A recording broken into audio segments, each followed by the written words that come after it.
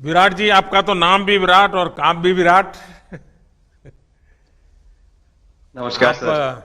Dubai में से आज समय निकाला और वहाँ तो ये खेल आपका बड़ा तनावपूर्ण रहता है। उसमें भी आपने और अपनी भागदौड़ भरी जिंदगी में अभी जो फिटनेस रूटीन फॉलो करते हैं, मैं जरूर चाहूंगा, देश भी जानना चाहेगा, क्योंकि नौजवान आपको आपकी हर गतिविधि को देखता है, ये आपको कैसे मदद करता है। पहली बात तो बहुत बहुत धन्यवाद सर यहाँ पे हम सबको बुलाने के लिए। एक सब लोगों ने फिट इंडिया मूवमेंट के बारे में बात करी और इसके फायदे इसके लाभ हमको रोज अपनी डेली लाइफ में किसी ना किसी तरीके से दिखते हैं। सबने अपने एक्सपीरियंसेस बताए। मिलिंद जी ने भी बहुत अच्छी बातें रखी। बहुत इंस्पिरेशनल उनका भी काम रहा है, उनकी जर्नी रही है पिछले कुछ सालों में। मैंने भी बहुत ऑब्जर्व किया है। और मेरे खुद के एक्सपीरियंस में सर एक ट्रांजिशन एक्सपीरियंस करने को मिला मुझे कि जिस जिस पीढ़ी में हम खेलना शुरू हुए और जो उस समय खेल की हमारी डिमांड्स थी, वो बहुत तेजी से बदली एक समय के बाद। और मुझे ये एक्सपीरियंस हुआ कि जो एक हमारा सिस्टम बन चुका था, हमारा एक रूटीन बन चुका था, वो हमारे खेल के डिमांड्स के लिए सही नहीं था और उसे बदलना जरूरी था। क्योंकि हमारा खेल बहुत तेजी से आगे बढ़ रहा था और मुझे ऐसा महसूस हुआ कि हम कुछ फिटनेस के पॉइंट ऑफ व्यू से पीछे छूट जा रहे थे। हमारी स्किल में कभी कोई प्रॉब्लम नहीं थी। तो एक स्वामी जी ने भी बात रखी, आपने भी बात करी, मिलिंद जी ने भी पहले बताया।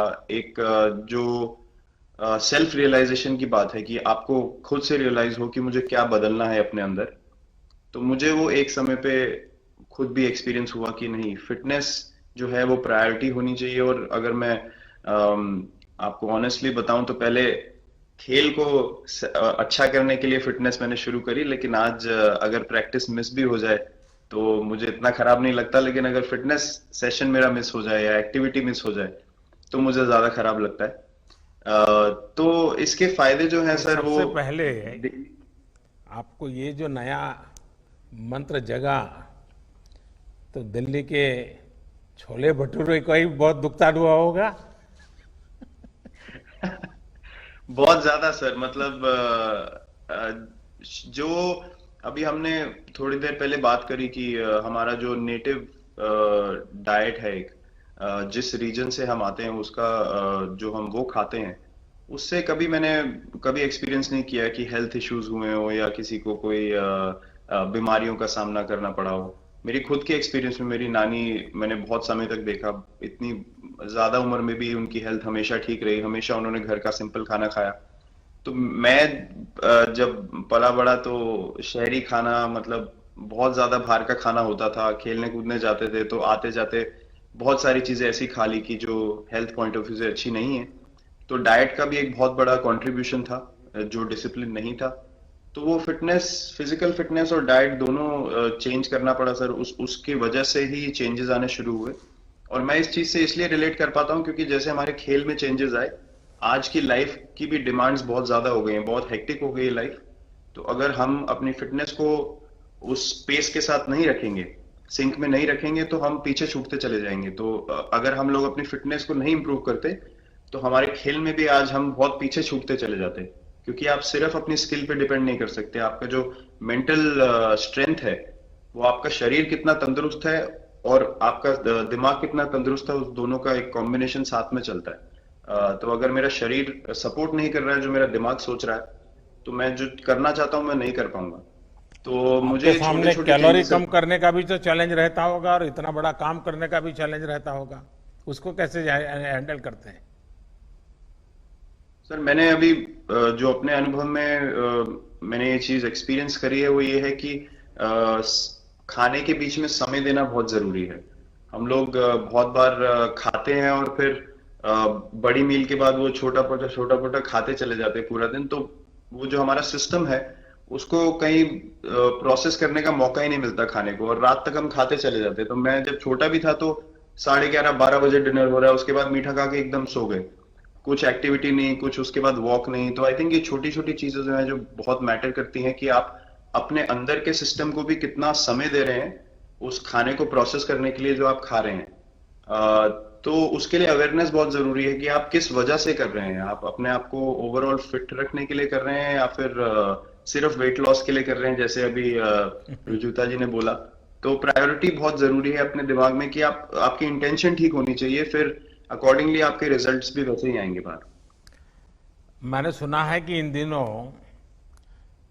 टीम के लिए एक योयो टेस्ट हो रहा है। क्या ये कैप्टन को भी ये योयो टेस्ट करवाना पड़ता है कि आपको छुट्टी होती है? और योयो टेस्ट होता क्या है? क्या क्या क्या करना पड़ता है? सर, टेस्ट ये बहुत जरूरी था फिटनेस पॉइंट ऑफ व्यू से। अगर आप ग्लोबल फिटनेस लेवल्स की बात करें तो बाकी टीमों से हमारा लेवल अभी भी कम है, और हम चाहते हैं कि वो लेवल हम ऊपर लेके जाएं। जो एक बेसिक रिक्वायरमेंट है आज की डेट में, हम लोग फोकस करते हैं कि जैसे T20 मैच हो गया या वनडे मैच हो गया, वो एक दिन में खत्म हो जाता है। लेकिन अगर हम टेस्ट मैच की बात करें जो 5 दिन आपको खेलना है, हर शाम को आपको वापस जाना है, अगले दिन फ्रेश आना है, तो उस पॉइंट ऑफ व्यू से ये फिटनेस जो स्टैंडर्ड था वो बहुत जरूरी था। और मैं सबसे पहले मैं ही जाके भागता हूँ, और ये कंडीशन है कि अगर मैं भी फेल हो जाऊंगा तो सिलेक्शन के लिए मैं भी अवेलेबल नहीं हूँ। तो आई थिंक ये सिस्टम और ये कल्चर सेट करना बहुत जरूरी होता है। और उससे क्या होता है सर, ओवरऑल एक जो फिटनेस लेवल है टीम का बढ़ेगा। जैसे टेस्ट क्रिकेट में हमारा बहुत बार होता है कि आप थके हुए हैं, तीसरे दिन आके आपको, जैसे हमारे फास्ट बॉलर्स हैं आज की डेट में, वो दुनिया में सबसे ऊपर है, तो उनको अगर दूसरे तीसरे चौथे दिन आके वो एफर्ट डालना है फील्ड पे, तो वो डाल सकते हैं। पहले क्या होता था, स्किल हमारे पास हमेशा से रही है, लेकिन शायद जो मैंने आपको बोला, वो ट्रांजिशन मैंने जो एक्सपीरियंस किया, हम लोग वो जरूरी समय जो आता है जहाँ पे शरीर थक जाता है और टीम को आपकी जरूरत है, वहां पे परफॉर्मेंस जो है हमारी डिप हो जाती थी और दूसरी टीम जीत जाती थी। आज की डेट में हमारी फिटनेस की वजह से हम वो जरूरी समय में उस चीज को कैपिटलाइज कर पा रहे हैं और हमारे रिजल्ट्स उसी तरीके से आ रहे हैं। तो एक एक sir benchmark I think elite sports में होना जरूरी है, उससे एक फिटनेस विराट कल्चर जी, बना। मैं देख रहा हूं कि आपका टाइम मैनेजमेंट तो है ही है, लेकिन फिर भी आपकी एक्टिविटी इतनी नजर आती है ना, मैं भी कभी कभी फॉलो करता हूं। कभी थकान नहीं लगती क्या आपको? सर, थकान, अगर मैं ऑनेस्टली आपको बोलूं, थकान हर किसी को होती है। अगर आप फिजिकल एफर्ट करेंगे तो थकान होगी, लेकिन अगर आपका लाइफस्टाइल अच्छा है, अगर आप खा अच्छा रहे हैं, अगर आप फिटनेस रेगुलरली कर रहे हैं, आपकी रिकवरी अच्छी है, तो आपकी स्लीप अच्छी है, स्लीप पैटर्न्स अच्छे हैं, तो आपकी रिकवरी तेज होगी। तो अगर मैं थक रहा हूं और 1 मिनट में मैं दोबारा रेडी हो जा रहा हूं, तो वो मेरा प्लस पॉइंट है। तो आई थिंक वो मैंने एक चीज एक्सपीरियंस करी जो बहुत जरूरी हो जाती है। आपका ओवरऑल लाइफस्टाइल कैसा है उसके ऊपर बहुत डिपेंड करता है। विराट जी, बहुत अच्छा लगा मुझे। और मैं आपको, अनुष्का जी को और आपके दोनों के परिवार को निकट भविष्य की शुभ घड़ी के लिए बहुत बहुत शुभकामनाएं देता हूं।